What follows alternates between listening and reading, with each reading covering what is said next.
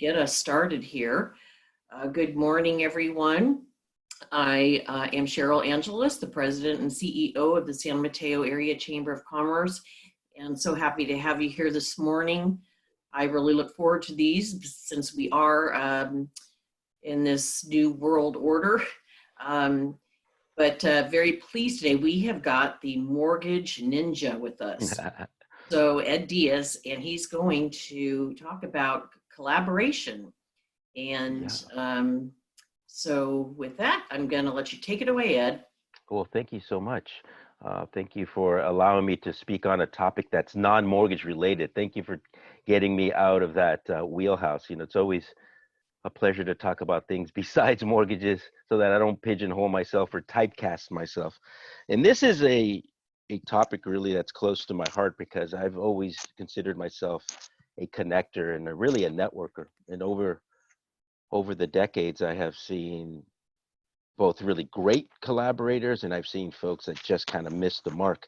So the question here begs, it's not really about collaboration.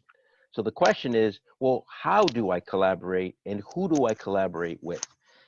And I've always said this, that what's so great about life is also what's so challenging, and that is people, right? And human beings.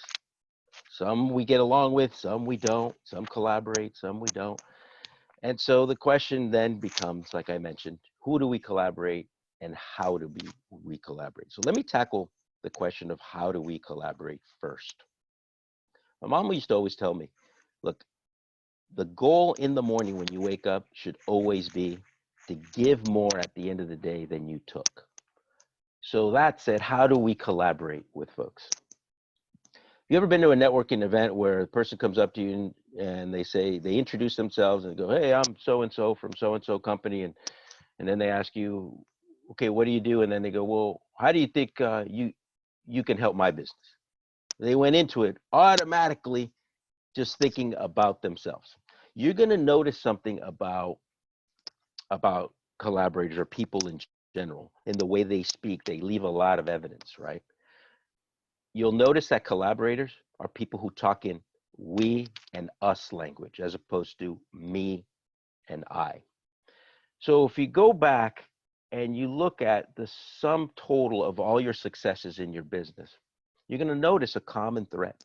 And that is that the more you gave, the more you got back. And that the more you focused on helping others, the more money you made. There's a book out there. I don't know if anybody's ever read it. It's really great. It's a fairly new book, and it's called Hanging Out for a Living. And in that book, it really talks about being a giver when you're going to collaborate. So right now with this whole COVID-19, one of the great things that has come out of it for me is that I've been able to now reach more people to interview them, much like what's happening here.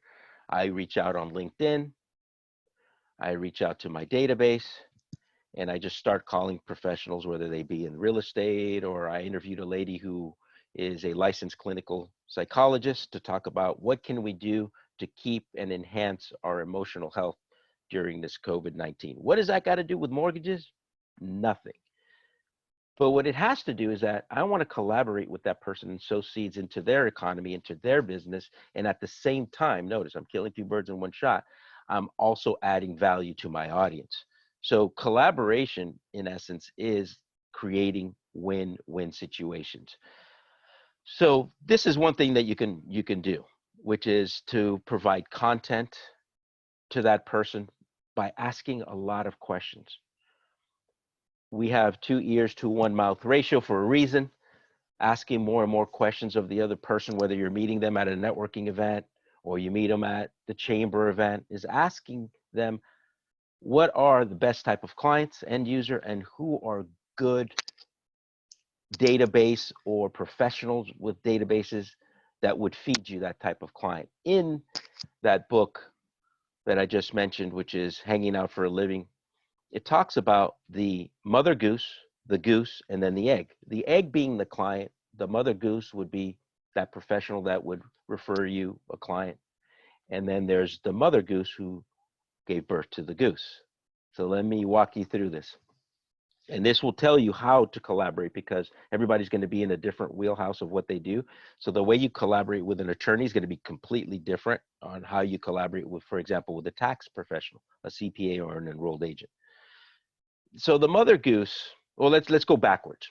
So if you know that that client's end user or the end user client is, for example, somebody who needs to get their taxes done, let's say for a CPA. Well, what you need to find out next in order to collaborate with them is to find out, okay, who are good sources of clients for you? Who would be a good source for a CPA? Maybe a financial advisor, right? Financial advisor can refer a client to a CPA. So then that becomes the goose. So who's the mother goose that can put you in front of a bunch of financial planners? Maybe an association of financial planners, right? Maybe an association or a society of financial advisors. I know that there's societies of CPAs, there's associations of CPAs. And so what you would do is you would help that person, maybe with a contact of yours or some research on how to teach them to go in front of, maybe do a presentation in front of an association of financial advisors or a society of financial advisors. So notice the progression here. You're putting them in front of people who can then get them in front of professionals with databases of end user clients. Like for example, for me, I work a lot with realtors, right? So a realtor is a great source of end user clients. Where would I go to find the mother goose? It would be the SAMCAR, right? The San Mateo Association of Realtors. That would be a great mother goose for me. The next thing is, this is a great time to be interviewing all those folks, right? Because for example, let's say a tax professional would be good for me. How would I collaborate with them and how would I be a giver to them? Interview them to talk about what are some tax strategies during this COVID time that clients could implement between now and July 15th, because now the filing date has been extended to July 15th. That would be a great interview, like maybe top 3 things that an end user consumer could do in order to supercharge, right, their tax filing, maybe get some more deductions, or maybe talk about, are the stimulus $1,200 checks, are those taxable or not? And if they are, how does that work? Maybe a business owner, right, that took the PPP money. Does that become a taxable event? See, we're not professionals at everything, but we could interview those folks that we want to collaborate with. Now let's talk about who to pick as a collaborator. Well, again, we want to create some win-win situations, right? So who would be, you have to ask yourself, if your end user is a certain type of client, then you want to backtrack and find out who are great collaborators that would be in that wheelhouse. For me, for example, I mentioned realtors are really, really great. Where do I find them? There's a ton of places to find them. One of them is, and I think it's still highly underutilized, is LinkedIn. LinkedIn is a gold mine of professionals with databases and clients that they could help their clients by introducing them to you. Because in reality, if you think about it, all of us in any kind of business that you're in would probably could refer someone to a tax professional, because everybody's got to do their taxes. So that's an easy one. So now we have to ask ourselves the question, okay, now that I know it's a CPA, for example, or an enrolled agent, what type of personality am I looking for in that person? Are you a person who's very social? You're looking for a social type of CPA that you can invite to a networking event? When was the last time you invited one of your referral partners or a potential referral partner to an event? Maybe it's take them to the San Mateo area Chamber of Commerce event the next time that we're able to do that, right?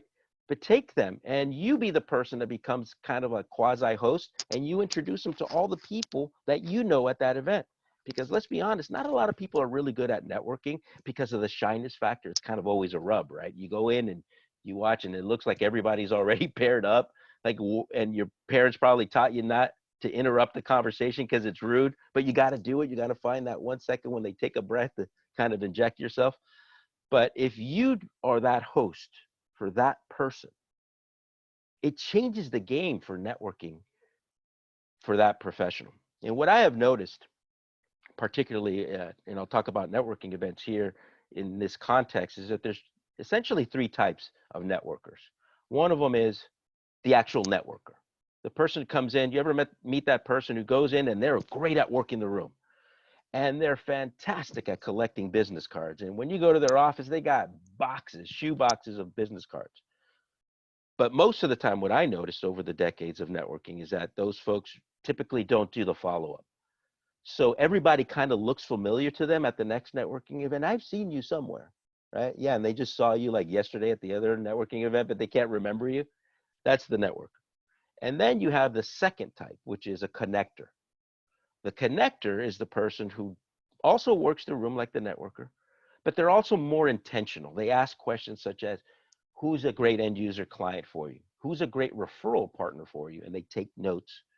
And then after the event, their goal is to go and have coffee with you, because the reality is you're never going to really know a person in one situation, one event.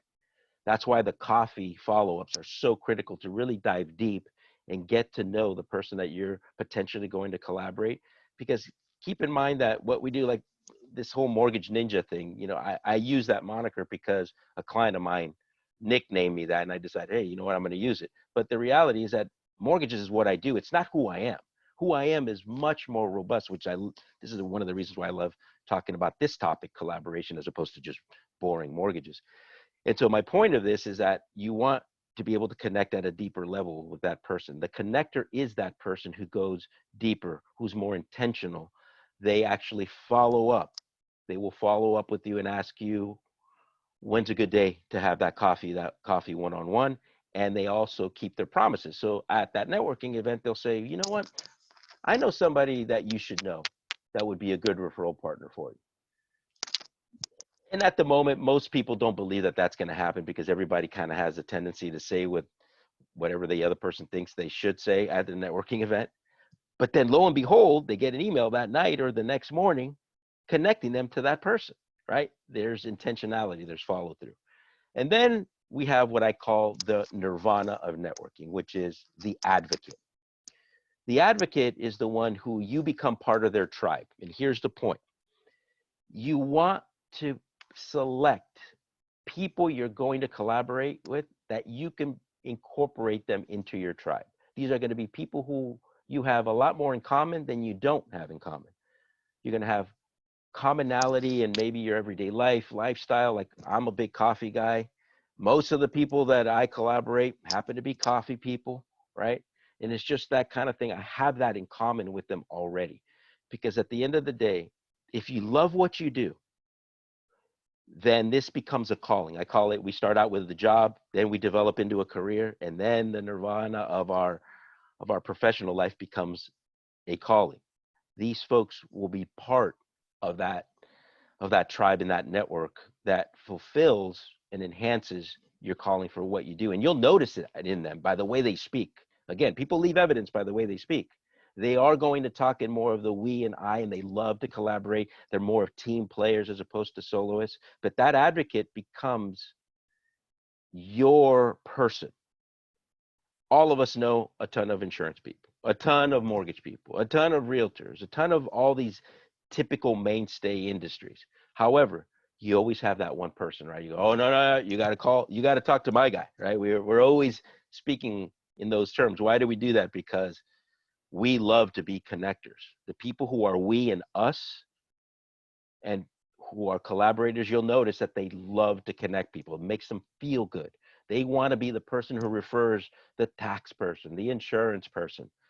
Well, when you're creating that collaboration with another person who's like that, just like you, it's an atomic bomb. All of a sudden, you'll notice that your career and your business really takes off, because now we're focusing on the right thing, which are meaningful relationships. And we're in the long game. As long as you focus on meaningful relationships, I got to tell you, because I've experienced this, the numbers and the money will chase you. You guys ever meet somebody who's a money chaser, and for some reason, because all they do is focus on money, it kind of becomes elusive? I know plenty of people like that I've met over the years, that all they do is talk about money and status. And they just never are happy because it's always the next best thing. There's always going to be a brand new car. There's always going to be a new watch. There's going to be a bigger house. All these things that just at some point just fizzles out. Statistics show that no matter what you buy, within 6 months, that novelty wears out. But notice how the novelty of friendships and alliances and connections never wears out. There might be seasons where you don't connect with people, but you always go back. Right now, another great side effect of COVID is that I'm reconnecting with a lot of people I haven't talked to in a long time because of the speed of my life. I was so busy getting in and out of cars and going to appointments that I forgot my friend Roger from Texas that I haven't spoken to in 5 years. And then when you speak to them, you're like, what? It's been 5 years? Yeah. Think about the last 20 years in your life. It's gone by so fast. So creating that pool and tribe of collaborators is so critical because here's what's going to happen is that eventually you give to them so much that they're going to want to reciprocate. And that's where I talk about the money will start to chase you. The number of clients will start to come in. You know, my business is up about 33% during COVID. That's insane.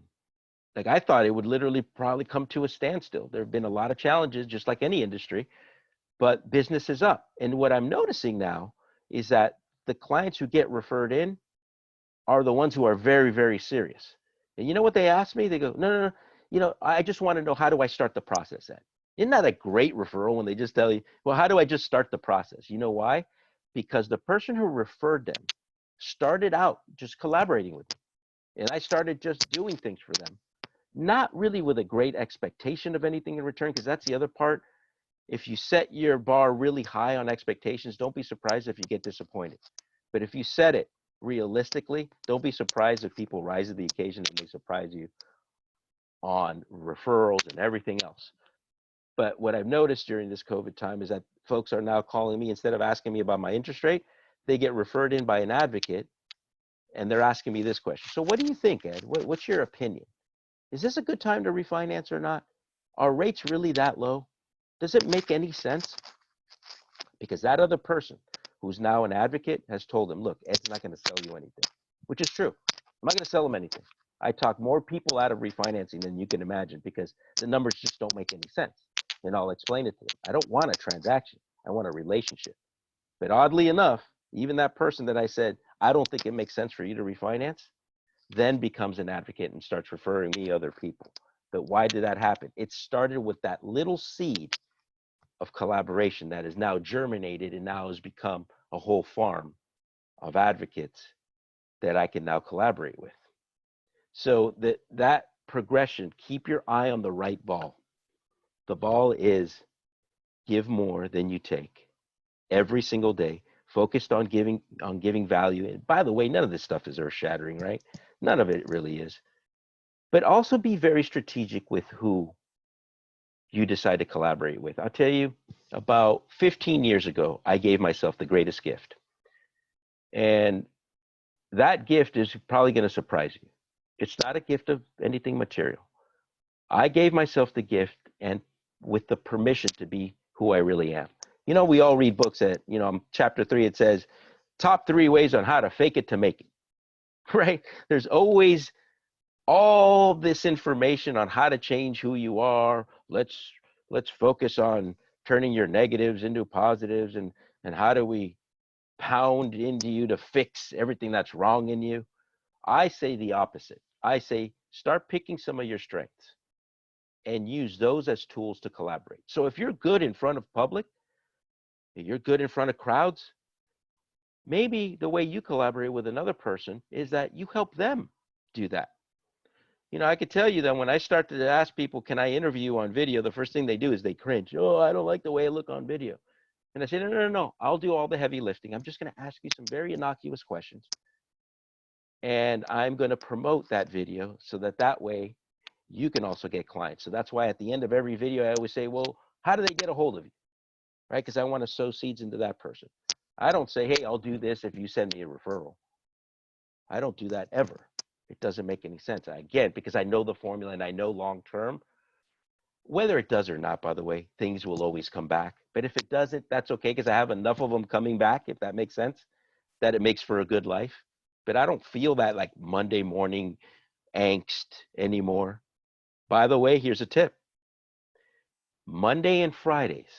Try this for the next when we get out, by the way, do it digitally right now, obviously, because it's the only opportunity we have. But when we get out, do it face to face. Every Monday morning and Friday morning, bookend your weeks, is what I'm saying.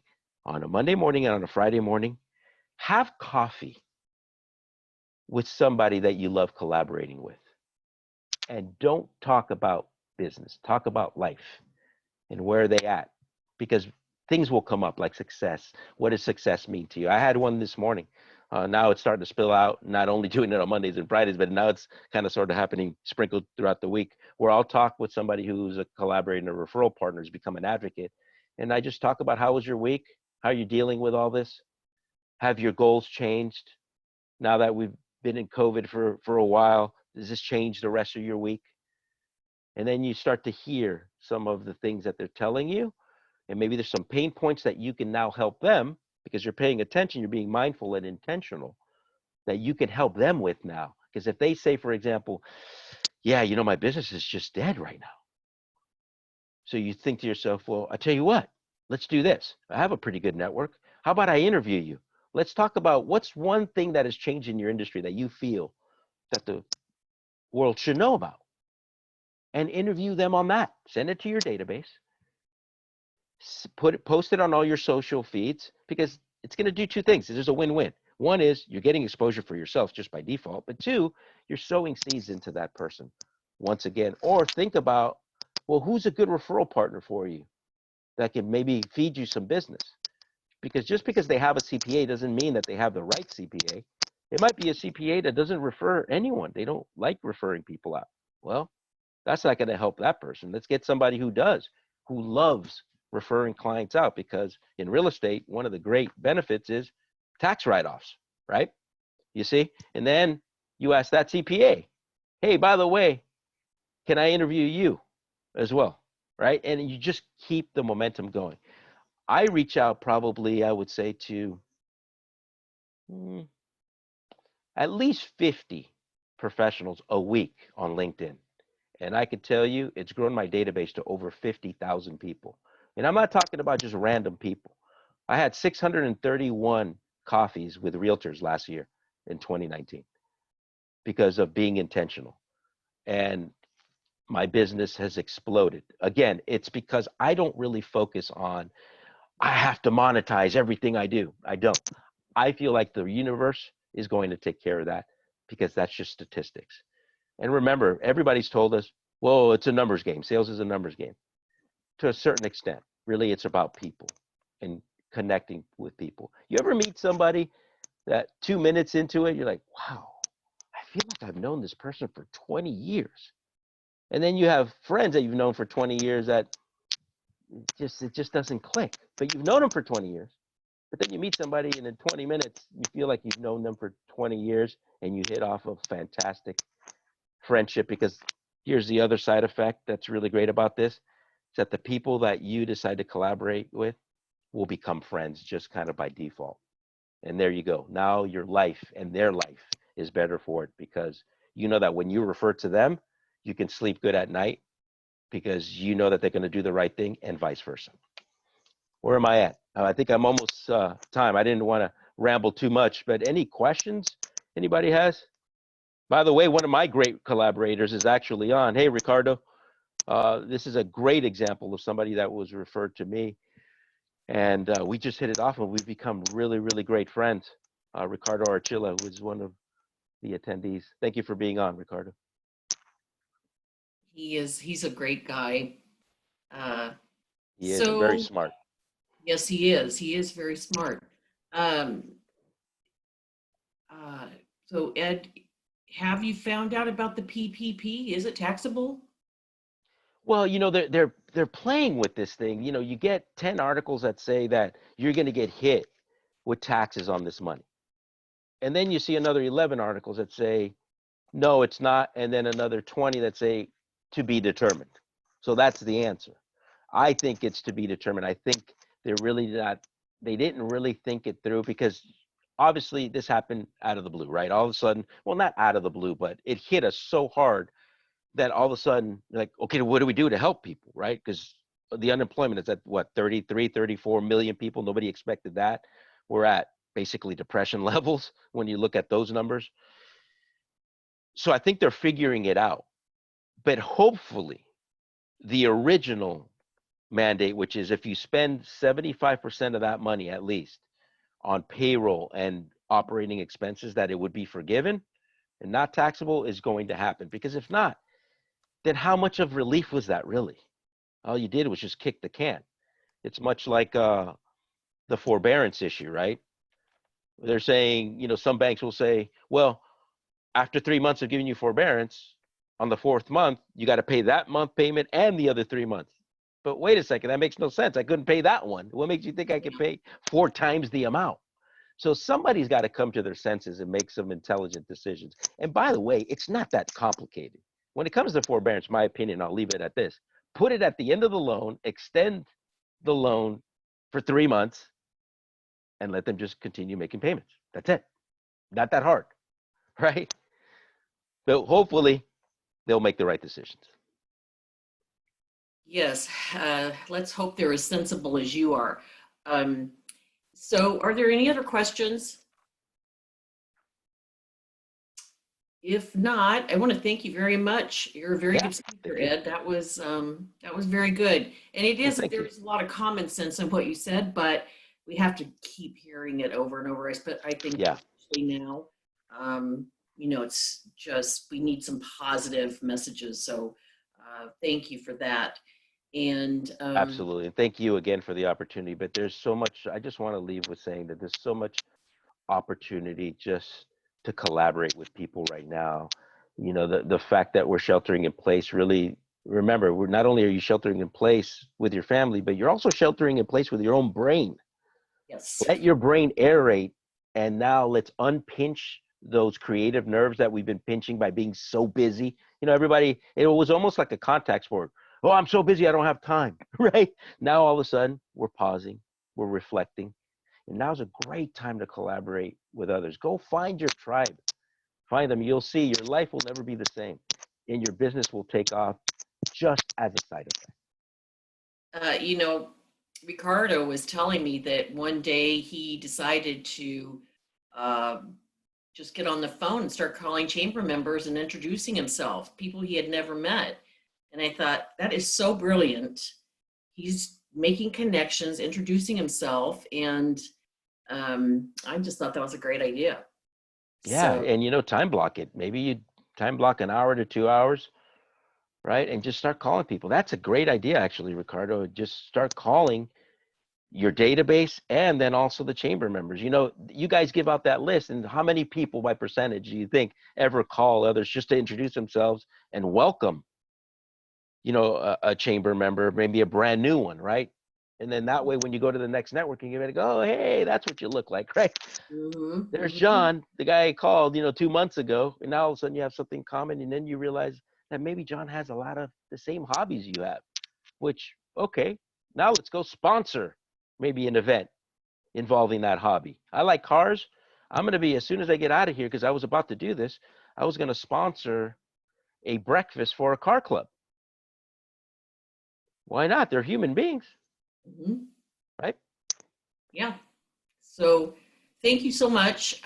We are hosting 3 webinars a week, and on lots of different subjects. So please join us when you can. They're half an hour, and I have found them to be very rewarding. So with that, have a great day, and we'll see you soon. Thank you very much. Have a great day, everyone. Bye-bye. Take care.